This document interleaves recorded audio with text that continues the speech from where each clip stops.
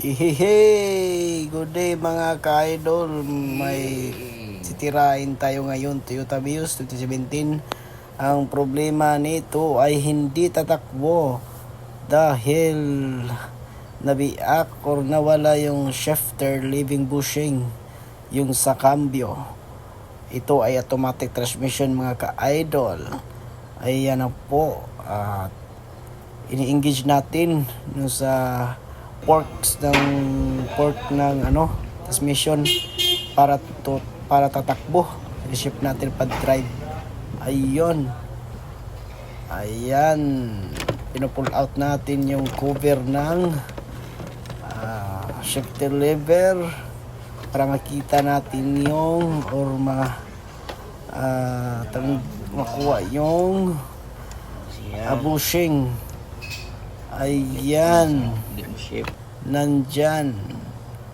Ayan mga ka-idol. Ayan, dahil gustong kunin ng customer dahil gagamitin niya for today. So nagawa tayo ng paraan, yung butas gagawa natin ng paraan, lagyan natin ng bushing, yung sa sariling gawa natin, mag-DIY tayo mga ka-idol. Dahil gustong gagamitin for today. Ayan, sana yung bushing natin 2 to 3 days yung order tayo sa Manila. Ayun, yan lang mga ka-idol ang gagawa natin ngayon para magamit sa ating customer. Tested na po itong ginagawa namin mga ka-idol. Dami na ding mga iba't ibang model yung ginagawa namin ng paraan. At yun mga ka-idol, ginagawa natin at nilagyan natin yung lock para maka-install na po tayo ng cover. Ayan mga ka-idol, ang presyo pala nito ng assembly ay 15,000. Ang mahal. Tapos meron ding mabibili ng bushing, mura lang.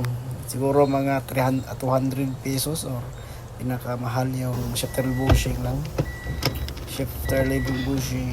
Ayun, binabalik agad dahil simple lang yung ginagawa na natin ngayon for today. Ayan mga ka-idol, gusto nang tapusin ni Ratsito Harris para makapag-test drive dahil pipick upin ito ng 3 PM. Ayan na po, tatakbo na po tayo, reverse. Ayun, nag-reverse. Ayun, mga ka-idol, please like and subscribe our channel. Yehey!